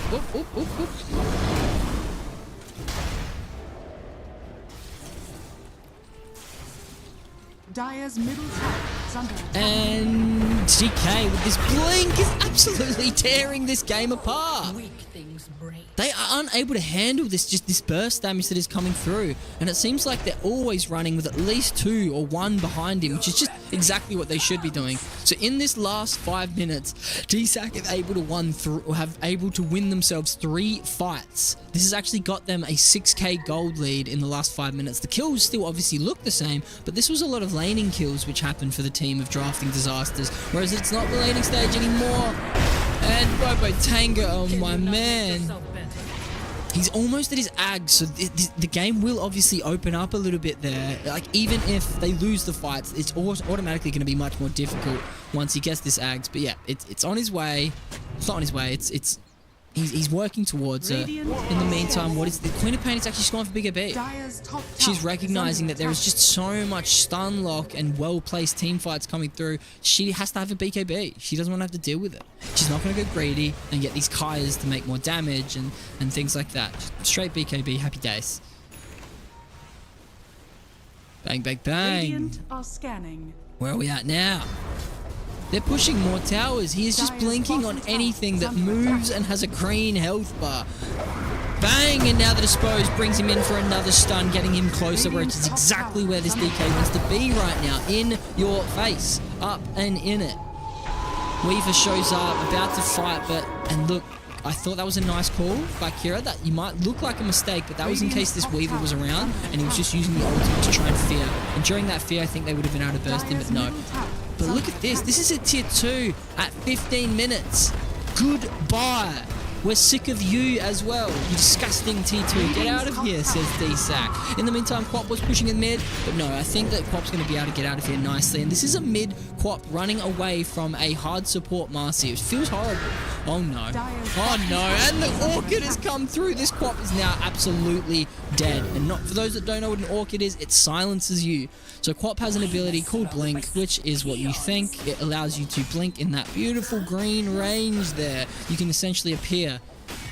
Teleportation, if you will, but that is an ability, and an ability you cannot use if you are silenced for 5 seconds, as the Orchid of Malevolence allows you to do. This is really, because I saw DK queue up a BKB before, but he's actually switched to this Orchid. He just noticed that he was feeling strong. Nobody was able to kill him. He doesn't need a BKB right now. Earthshaker trying to get this Blink Dagger so he can finally aid his team in a more concise, obvious way. So look, these items, that's all they have to do. They have to get these items. They need farm right now because this 8k gold lead at 16 minutes, it doesn't feel like a lot, but it's actually quite big in a team that is running at your objectives. These are all things you don't want to be happening, but you can't stop it. So you're not just going to keep on feeding them more gold and experience with these lost fights. They are now separating themselves. They are splitting. Keeping farm up here. Now, Weaver is, however, going from behind, and Dawnbreaker has now used his ultimate, that Starstorm, that Marcy, he's also turned on. Echo Slam used, and I think it's a perfectly good usage. It's actually done a lot of damage, and now the Queen of Pain has come through and got a beautiful scream, combined with Robo Tanga, putting down this Earth Splitter. Very, very nice combos coming through, getting 2 kills, 2 for 1. A hard support for 1 core and 1 support, really well used, and now this Elder Titan comes through and says, come and travel with me, and hits. And this DK, this passive, this armor is making him so strong. Finally gets the return kill, but yes, they find DK as well. That is a 2 for 4 in a game which was looking a little bit tough. They find their legs and happily win a fight. Let's have a look at these disparities.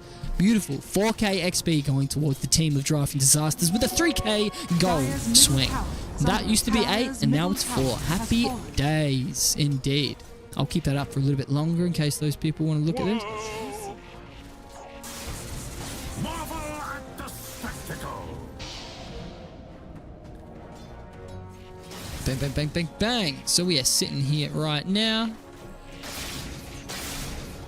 This is just a little score. Look at this DK. He's sitting at 9-2. It's an incredible game that he is having. Undying. It seems like he's just found himself on his way to a Solar Crest. Solar Crest, bang.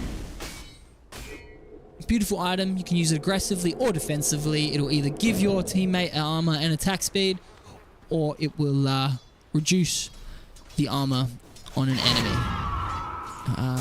Now, that is the simplistic explanation. I'm happy to hover over that if anyone wants to read more on what it does. And move speed. Nice.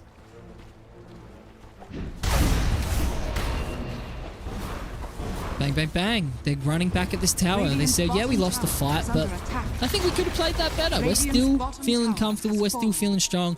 And they don't have these kinds of stats that I do. They don't, I haven't had net worth up this whole time. Again, the V is for very, very sorry. And it looks like a fight's about to ensue. Earthshaker found himself a Blink Dagger just off that last fight. Since that last fight, top lane, Weaver manages to find himself a nice little sneaky tower, and look, this Desolator that I mentioned has actually come through, so there is going to be a lot of anti-armor coming through with the combination of Elder Titan and Weaver wants to fight. Weaver has just used his spells.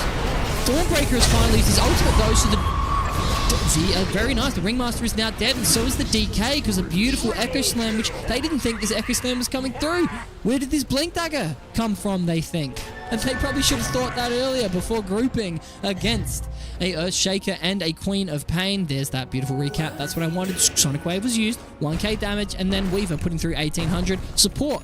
That Echo Slam, beautiful, doing 12k damage. Nice little swings. The game is absolutely even out now, as even as it gets. For those let's just watch what Weaver does for a little bit and farm. Nah, let's not do that. I'm going back to the Marcy where the action is, and while I answer a few questions in chat. Wait, good question. Who are playing for each team, or who's playing for Dsack and 2000? Because they're not regular people. Whoa! Your reckoning comes!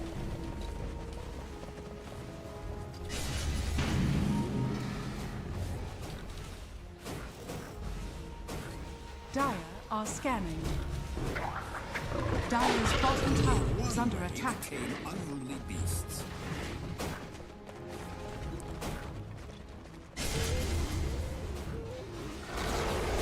Dire's bottom tower has fallen. I'll take that. Obviously, it's not as exciting when I'm answering chat questions, but you know, I am not good at talking hentai. Drives us.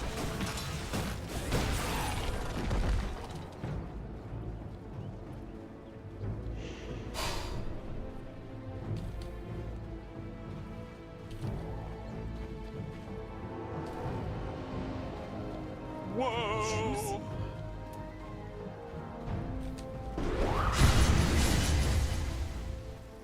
Bang bang. What's Shadow Fiend up to? Because this is our pos 1 Shadow Fiend on Kira.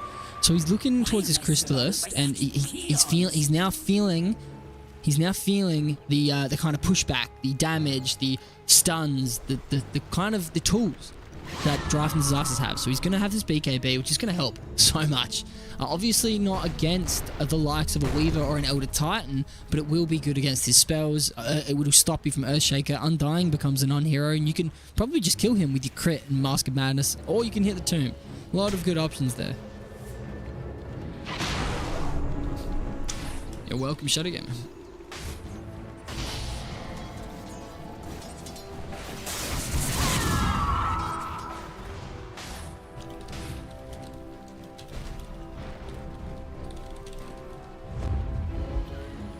Your reckoning comes!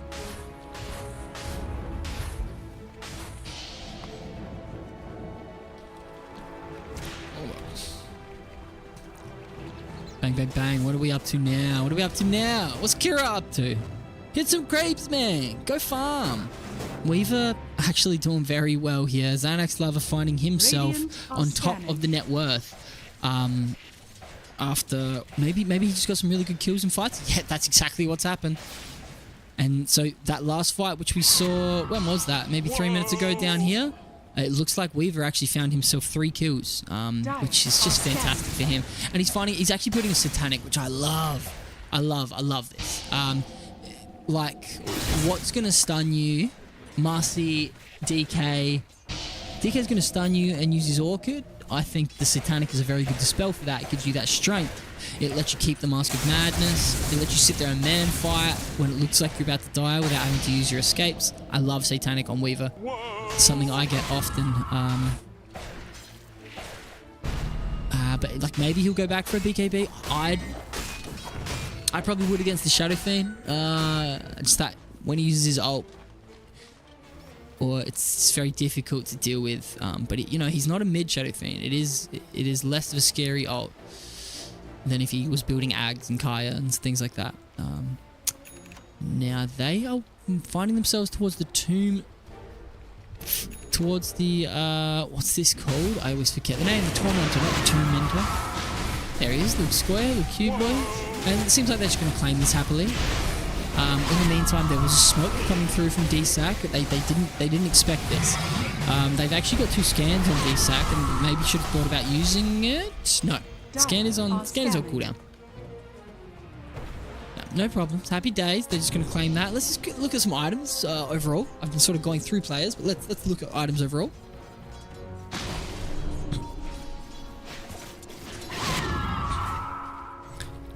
Highlights, of course, I think the Ags on this Dawnbreaker, so that actually makes it so that, and a big one is obviously this Aghanim Scepter on Bovetanga, so two pretty big items. I think the Ags on Bovetanga is much more important. And now we're coming through. The Echo Slam was used, the Dawnbreaker has also used his ultimate, really good, keeping his team nice and healthy, despite being all low after that Echo Slam and Sonic Wave combo, but now they've lost 3! They've just lost 3. I did not even see what happened. There was just so much going on all at once. But they are now completely gone. They're tipping Bovetanga, so I think that he actually just came through with extremely huge damage. Now, I will point this out next time of what's actually going on.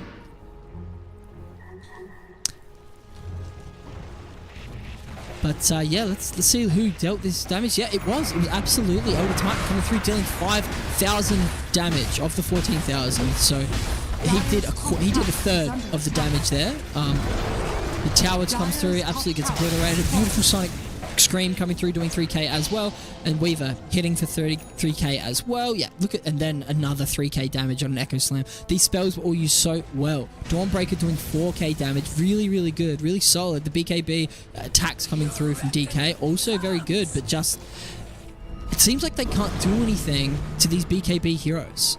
You don't really want to have to go on this Wahoo who's got these tanky items, this mechanism, this undying mechanics, but it looks like that's their choice. The beautiful Fisher trapping. And now on the back line, the Weaver goes through. He's feeling himself, but he's silenced, he's stunned, but he gets it out. He manages to get his ultimate off after using the Satanic to get rid of the silence, and now they are turning around, and it is Dsack who is now running away. Kamasi trying to do what he can. A beautiful ultimate coming through, but Wahoo ends up living. Nobody dying on the team of Drafting Disasters, and this Elder Titan, he really wants to show you how to travel. Bang, bang. 2 hits. The big is gone now. Oh no, he managed to trap him, but look at this damage coming through. Kira managed to find himself a kill on this Bovetanga Elder Titan, but under attack. It was a kill after the fact in a fight that was already lost. This is actually a huge swing this time. 8k experience with 3k gold lead. They're in trouble. Weaver just dealt 5,000 damage in this fight, which was dragged out. A nice long fight. Something that a Satanic allows you to do in a Weaver.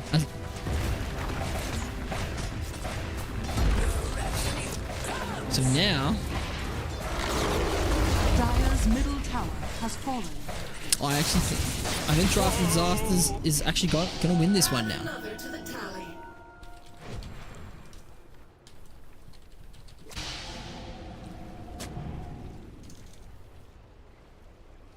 Dire are scanning.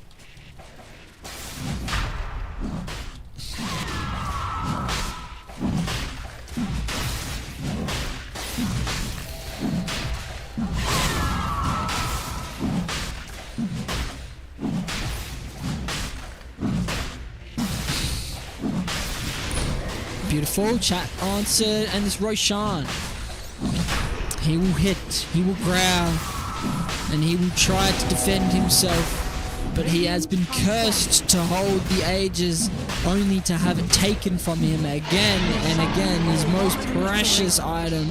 He loves it, he wants it, but it is now taken, and is now going on a Weaver who already has not died.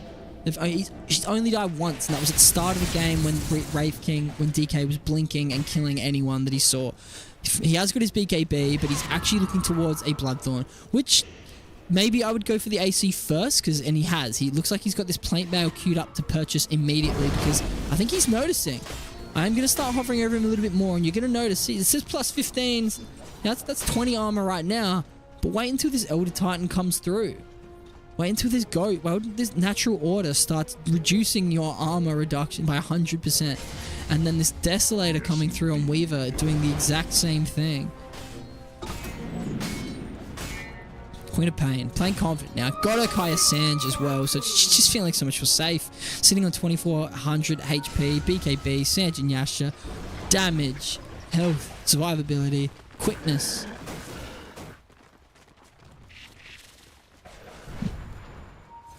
I think that's chilled out for a little bit. I expect his Undying to buy a shard, and I think I would do that first. It allows his mates, his teammates, to get inside of the tombstone and be all safe and sound. Dawn is now going for refreshers. He really just wants to be healing and pumping out as much damage as he can, keeping his team healthy. I think it's fine. I'm not sure what else you would get. Marcy with a nice... that is a really nice call. Heaven Halberd is a very, very nice item here. But now it is Bobo. It is team Drafting Disasters who have now found all 3 tier 2 towers before the team of Dsack, which did not look at. The turning point was definitely the fight where Dawnbreaker is down there in the map, but now Dispose gets the Kira out of dodge. He's finally feeling safe, but now he's got his Mask of Madness and BKB hitting through, but ends up getting killed by the Earth Splitter. Is Elder Titan going to go in anymore? He does have buyback if he needs to on this Shadow Fan, and he's not going to. He's just gonna continue hitting. However, Bobo Tango is actually dying. He's taking a lot of damage, but the Echo Slam comes through out of nowhere, absolutely destroying the fight, ruining it for the team of Dsack. Dawnbreaker ends up going down as well, and they only lose the Earthshaker. He was able to get his teammate on the Elder Titan out, and it seems like Elder Titan's now going to go for a Nullifier. They are so difficult to kill with these heals coming through. There's quite a lot of health. These Satanics. There's do some damage on him, you know. And that is good. They've now claimed the Aegis. Weaver's going to have to play a little bit more safe. I don't think he will because he's got a lot of tools. Manages to get himself out. The dust is there, but the barracks are gone. They've got what they came for, I think. Twice, 3 times they've got what they came for, and they're going to try and go for a 4th. But the Dispose tries to help out on this support Marcy who was playing so well, but there is too much damage coming through. The Revenant's Brooch also reducing. So whether or not he's hitting you with a very hard physical attack, the Revenant's Brooch actually grants each attack 30 chance to deal an additional 80% of the damage as magic. Beautiful usage, beautiful item choice there. And these barracks are now disappearing. That is a 19k gold lead sitting on the team side of Drafting Disasters. Despite the name, it seems like their draft is anything but a disaster. The Shadow Fiend is just unable to connect his damage. He's unable to be hitting. It seems like he's just dying much too quickly. He's queuing this butterfly up, and I think that's exactly what he needs. And that will help, but he has to get there. I don't think he's going to get there in time. I don't see them winning another fight. Sorry, I just don't see them winning another fight.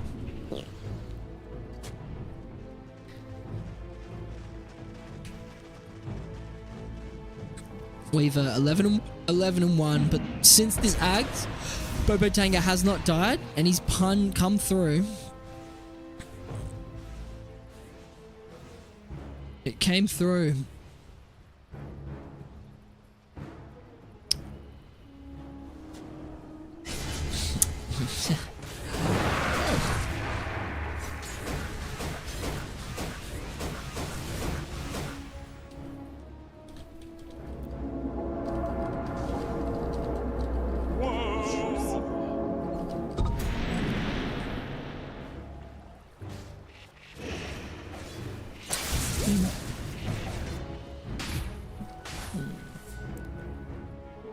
Bang, bang, bang. And they're looking to get the mega creeps. They've got one more set of barracks, which I think they're going to be able to claim relatively easy. It is one thing to win a team fight, but it is another one to actually try and defend your barracks. Now, obviously, high ground feels good. High ground, lots of vision, near your base, nice and safe, but they haven't felt that safe. Bobo Tanga on this Elder Titan, he's really punishing. Since this Ags, it's just huge. The chat is back. Watching in awe. Number 2 is back. Holy shit. Oh my god. He's done it. Number 1. Jake Chambers, for the first time in VSL chat history, is now the #1 fan. Nicola Robinson getting pushed back down to #2. Goodness gracious me.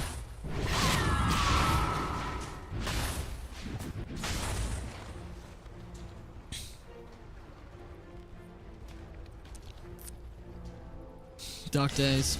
Dark days.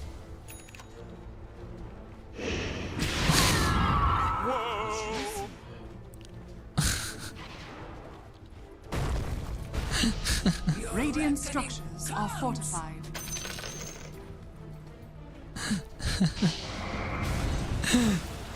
Bang, bang, bang. Dire's top tower is under Quick little attack. item check. Anything come up recently? This is huge. E-Blade's not bad, but look, there's a nullifier on this Bobo Tango. So even you have to E-Blade him, and you can't do that while he's BKB'd. I'm dying. Yep. Put the tombstone down, man. May as well. Yep. And the tombstone is now down. Dawnbreaker comes through. They really want to get this Weaver, and they've done it. They've just killed the Weaver off, which means that a lot of their team fight is now down. But Bobo Tanga comes through. Earthshaker finds a nice little echo on 2. Marcy keeping himself alive and returning with plenty of damage. They're actually just running away from Bobo Tanga. This Shadow Fiend, unable to find himself safely. His Parking Park is now up. Bobo Tanga changes. He's like, I'll just go on the rest of them. I can't find this Shadow Fiend. I may as well. But again, Shadow Fiend is sitting in the trees. He hasn't held one right click. He is their position 1 safe lane. Position 1 Shadow Fiend. He needs to be dealing damage, or he's really not helping. And he just, that's just unfortunately the truth. He just was not helping. You could say he was sort of pseudo helping. The fact that he was getting rid of this Elder Titan. The Elder Titan was just chasing him away. And so the other team didn't have to deal with him. But eventually Elder Titan realized, hey, I can just kill the rest. And yep, he's force staffing his way away from this Elder Titan because he just cannot die. He has a lot of health, a lot of shield, a lot of protection from his teammates. What did they give him? I think he got buffed up, and it was with the Solar Crest, with that beautiful bit of shield. And this looks like Drafting Disasters are going to take themselves a game 2 as well. Finding themselves nice 3 points. Let us see. Bobo Tanga, he says these T4s need to die. He's trying to end the game, but no. They're gonna relax for a little bit. Maybe wait for the Echo Slam. Maybe see what's gonna go on. No. Just gonna wait until some creeps to join to hit these towers. Bobo Tanga comes in, uses his Mask of Madness, begins hitting on these towers again, and there's one more building left, and it is the important building. It is the only way to win a game of Dota. It is the Ancient, and right now, it really is a game of defense of the Ancients for our team Dsack, and they are not going to call GG this time. They are going to make the team earn it. Blade Mail used a little bit too late, but no, Weaver's just going to now hit these buildings. Kira coming through, he's got a BKB, he's managed to get back and safely into the base, and now he's going to try and get some right clicks out. It's not doing enough. He just doesn't have enough items. I think he's just a little bit too far behind. Blinks in and gets himself a nice fear. Can they kill the Weaver? They do. They have managed to get the Weaver, which is a very large problem, but Bobo Tanga is the other problem, and he's now showed up. 2 hits, 2 hits, 2 hits, 3 kills, and now it's a 3rd hit for a 3rd kill. Bang. 4 kills down. That ET is mad. Absolutely. Wahoo says Cinema. GG Wild says Dragon Knight. That is game 2. Taken for Drafting Disasters. Fantastic showing from Drafting Disasters there. Fantastic showing from both teams. Now, this game looked like it was not even close, but it really was not even close in those last 15 minutes, those last 3, 4, 5 fights. But before that, Dsack had it. We can even look at these graphs and you can see this kind of advantage that they had at 20 minutes. And this was that fight down by that tier 2 on Radiant, bottom lane. And that first time that they lost that fight convincingly obviously helped. This is when these Ags came up. Let's see, player items. When did this Ags show up on Elder Titan? Bang, there it is. So at 22 minutes is when that showed up. And if you go to the 22-minute line, you'll now notice that from here, they sort of have another loser fight, and then it just keeps on going up and up and up for our team on Drafting Disasters. Really well played. I don't think there's any bonus points scored. It is just a simple 2-0 win, but very, very convincing. Very, very nice. I'm just going to go ahead and say thank you for watching. Everyone in chat, all 18 concurrent viewers of you. There was actually 98 viewers, which is a record for VSL. Obviously, they're not concurrent, but at some stage, 92, 98 sets of eyes were on that. Shadow Dark Gamer, he's very happy for Jake Chambers in the chat, who is now #1 fan. But yes, thank you very much all for watching. Good night all. I'm now going to mute myself and just scroll through the scoreboard. And that is just so if teams do want to watch these games, they will just be able to look at the score, pause the video and look at any stats that they want. So that's going to happen now. Good night, everyone. Thank you for watching.